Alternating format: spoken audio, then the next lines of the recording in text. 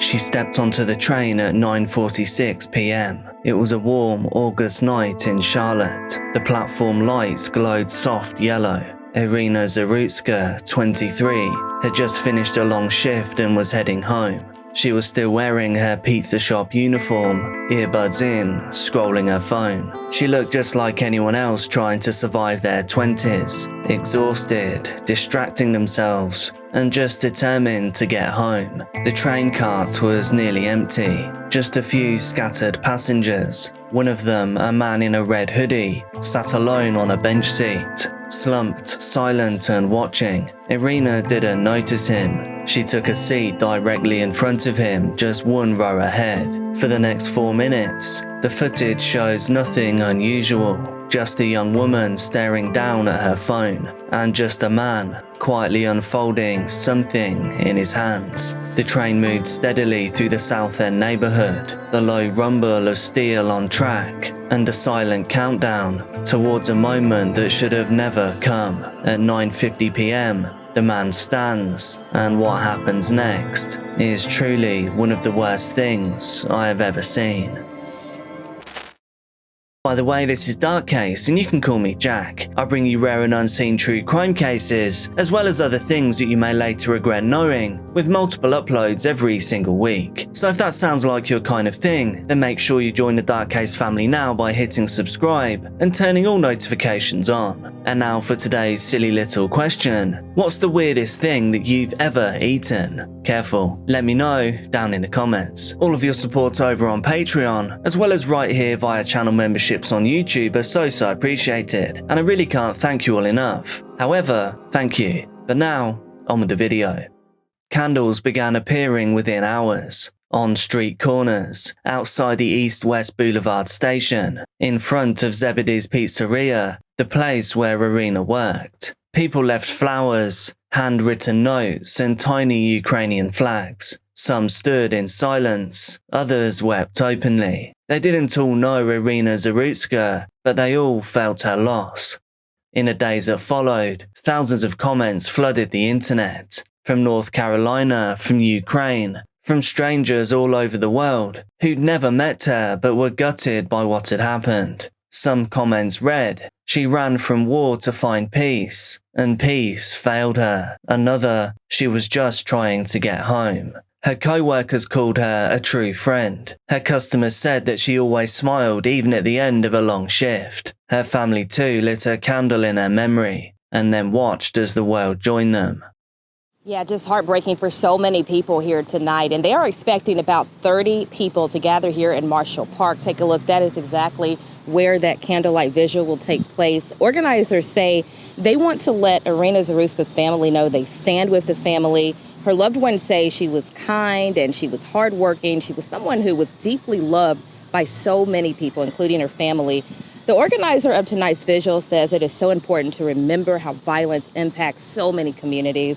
And again, that vigil kicks off at 6:30 here at Marshall Park. 1 week later, a crowd gathered once again, this time for a candlelight vigil at the site of the attack. Dozens of people stood shoulder to shoulder as dusk fell on Charlotte. Her name was read aloud, her photograph projected onto the side of a train station wall. A moment of silence was held where she had last stood. Many carried signs that read things like, "Justice for Iryna," "Fix the system," and "Never again." Behind the candles and the flowers was a deeper anger, because the more that people learned about exactly what had happened, the more impossible it became to understand how anyone could have let this happen at all.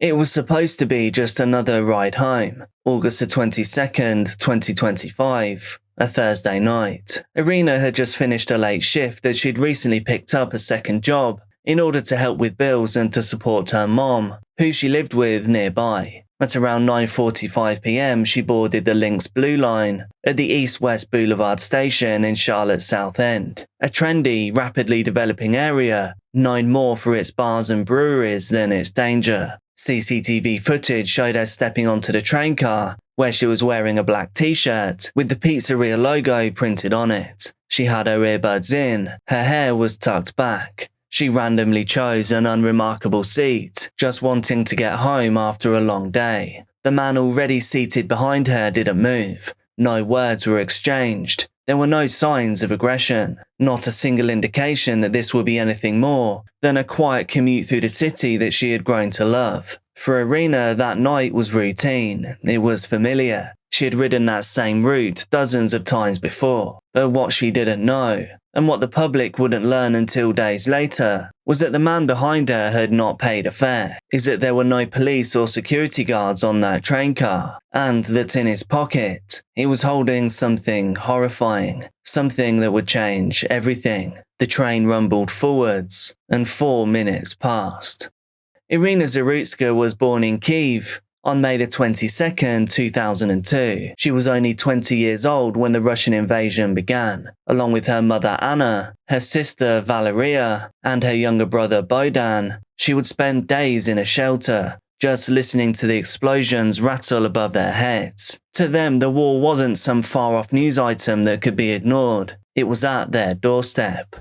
By August 2022, the family had fled Ukraine and resettled in Charlotte, North Carolina. They were refugees taken in by the community. Iryna knew no one back then, and she also spoke little English. But within just months, she had found work, she had made friends, and she'd even started helping neighbours to walk their dogs. She enrolled in courses at the local community college, where she hoped to become a veterinary assistant. Back in Ukraine, she'd already earned a degree, and that was in art and restoration from Synergy College. Sculpting, sewing, painting, anything creative was her joy. She gave away her artwork freely, often making hand-stitched gifts for people that she barely knew. She had a heart of gold, one family member said. She was quiet but curious, adventurous but deeply grounded in her family. She loved sleeping in. Her mother joked that it was her artist's gift, and she found peace in the ordinary,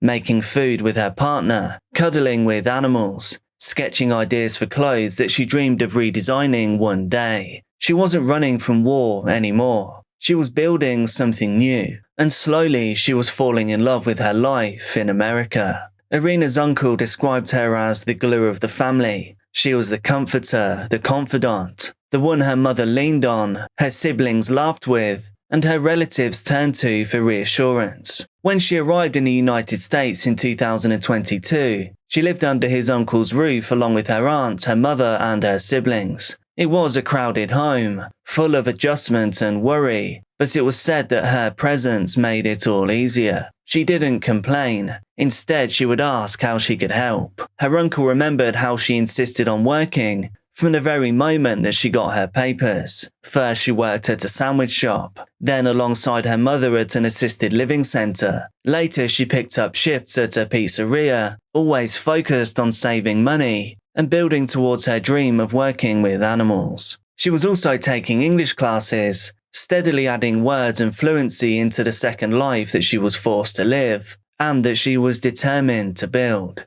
In the uncle's last message from his niece, she wrote about how happy she was to be in America, a gratitude that radiated outwards in the way that she would paint murals for neighbours, that she would watch their children and walk their dogs. Her uncle admitted that he hadn't realised just how many lives she had touched until the community poured out with love, only after she was gone. She was the bond that held her family close, and for them she always will be.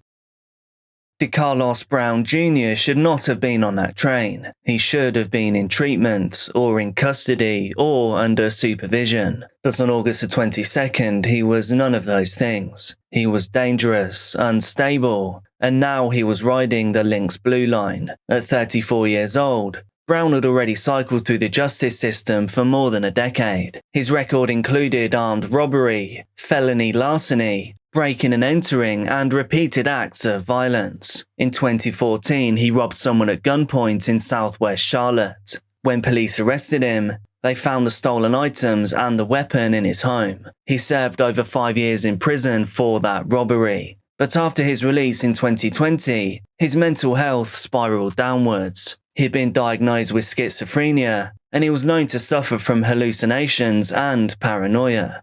His sister later told reporters that Decarlos would talk about government chips implanted in his body, that he would hear voices that weren't there, that he once attacked her during a psychotic episode. However, she dropped the charges, but she couldn't drop the feeling of fear that he brought to her. Their mother, Michelle Jewett, tried repeatedly to get him help. She even filed for an involuntary psychiatric commitment after one particularly violent incident. However, because she wasn't his legal guardian, she just couldn't make it stick. In January of 2025, Brown was arrested once again, this time for misusing the 911 system. He had wandered into a hospital, convinced that invisible machines were controlling his actions. Officers filed the charge as a misdemeanor, and he was released the same day. There was no follow-up. There was no mandatory hold. There was no evaluation. Instead, there was just a promise to return for court. And 8 months later, that promise ended with a horror show on a public train. Brown was reportedly homeless at the time that this happened, staying in and out of shelters. Interestingly, on the morning before the events of this video, he had asked his mother to let him stay the night. She fed him, gave him a hug, and then drove him to a shelter, never imagining that just a few hours later, her son would now be in custody once again, this time for the unthinkable. When she saw the news, the mother said that she didn't believe it. That doesn't seem like his character. He wouldn't do anything like that. That's just not who he is. However, the system and the public didn't have these same rose-tinted glasses, and we can now all see exactly who he is. Advocates say a lack of mental health training may have played a role. WCNC Charlotte's Jesse Pierre live in South End tonight. And Jess, you spoke with a mental health advocate pushing for change. That's right. Now, when someone gets arrested, a magistrate is often their first point of contact with the judicial system, and that official decides their conditions of release. Now, mental health advocates I spoke to argue that too often those decisions are being made without the full understanding of a person's mental health. Fonda Bryant has spent years training people on how to recognize signs of mental illness. She says the courts are no exception, and she wants magistrates and judges to take courses like Mental Health First and QPR training, a prevention program. She says it's training that could make the difference. And I think when they get this training that they will get it and realize that, hey, people call us crazy. This man is not crazy. He is in a psychosis state. He does not need to be released to the streets, because really that's not helping anyone. That's not helping him.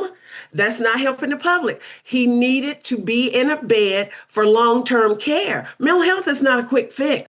Bryant says cases like Decarlos Brown highlights why courts need better tools to make more informed decisions. She adds that breaking down the stigma around mental illness will also encourage more people to get help when they need. And she is working with the Mecklenburg County courts to get those trainings in front of officials.